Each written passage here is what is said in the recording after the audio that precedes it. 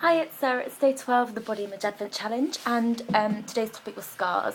And as you probably guessed, because it's me talking to you, it meant that I wasn't able to get a video today, not for lack of trying. So I'm going to be talking to you in a few moments about my opinion on scars.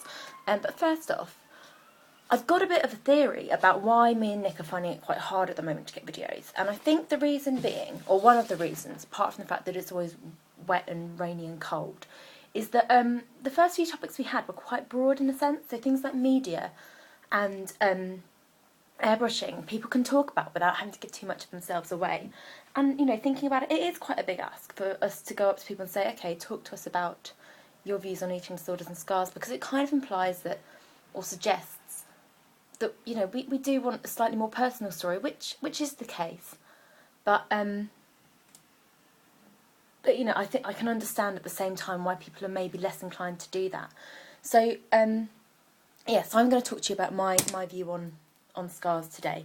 Now, before I do, I've got a bit of an analogy, so bear with me one moment. Okay, I think our bodies are essentially blank canvases, like this piece of paper. I mean, I'm talking kind of in their very simplest forms. So without our addition of clothes, without makeup, without any piercings or tattoos, if you've shaved all our heads, our bodies are essentially blank canvases.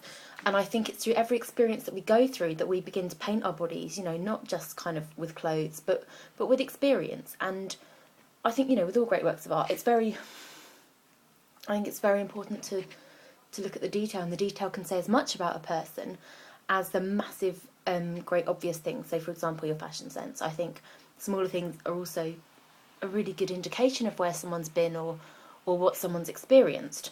So, for example, this is my painted person. A friend did this for me, and I love it. It's beautiful, and it's so detailed and so intricate and so beautiful. And I think that's what every body is like. I feel like a Blue Peter presenter doing this, but yeah, that's my little analogy for you.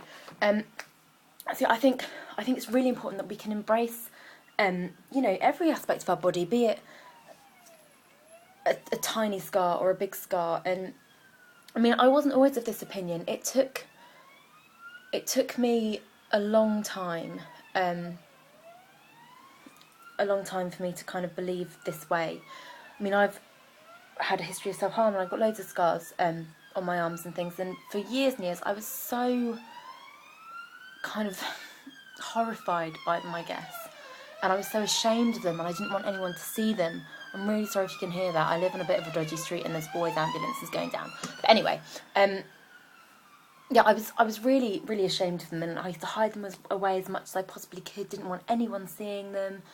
And it took me a long time to come around to the idea that, you know what, for better or worse, I wouldn't be the person I am today if I hadn't been in that place and, you know, gone through what I did at that particular point in my life. And yes, I could hide them away forever, and yes, I can wish they weren't there, but they are there. And essentially, you know, I think every experience any of us goes through shapes the person that we become and the person that we are. And I don't think that is anything that we should be ashamed of. Yeah, and you know what, it's weird, because since kind of coming to that epiphany, if you will, maybe that's a little bit dramatic, but anyway, since coming to that epiphany, it's not even that my scars don't bother me. It's almost like I don't even notice them. They're just kind of part of the furniture. And life is so much simpler when you're able to kind of take that view, as opposed to being constantly worried about what they are. You know what, this is me, this is what's happened. I'm not going to shout about it necessarily, but if people ask me, I'm not afraid to say, well, you know, that's what happened when I was at this point in my life. And I also think scars can have really funny stories. I've got two for you today, which I'm going to share with you. I've got a little scar just here, and I'd show you, but it's really, really faint, so you probably won't be able to see it anyway. And it's a bit like a Harry Potter scar, but it's not a zigzag, it's just like a straight line. And there's no kind of emotional triumph or story behind it at all. It's just quite funny. So I was at home with my mum when I was about 17, and it suddenly started raining. She was like, Sarah, quick, get the washing in. So we ran out to get the washing in.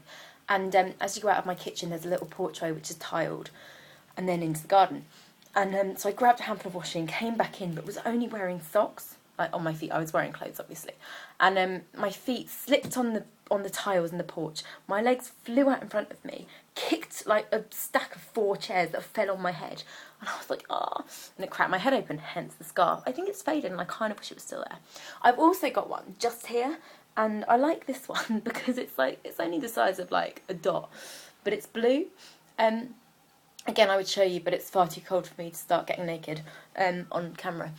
And yeah, so this little blue scar, again, I was about 12, I think, at the time. And it's quite a funny story, it just makes me laugh. I was sat on my bed writing something. My sister walked into my room and made me jump. And so I was holding my pencil, which kind of I instinctively stabbed into my chest for some reason. God knows why. And we just never got the lead out. So I've got a little blue dot on my chest, just about here. And it just makes me laugh every time I think of it, so I quite like that as well. But yeah, I don't think any scars are anything to be ashamed of, and I think it would be fantastic if more people started realising that, you know. And I think ultimately every part of ourselves, you know, be it the clothes we wear or the makeup we wear or the piercings we get or the way we dye our hair or the way we paint our nails even, you know, it all has some kind of indication of where we are at any particular given point in our life. And I think, you know, there's nothing wrong with that. I think it's really really important that people just try and embrace it. And so yeah, that's my little message for this evening.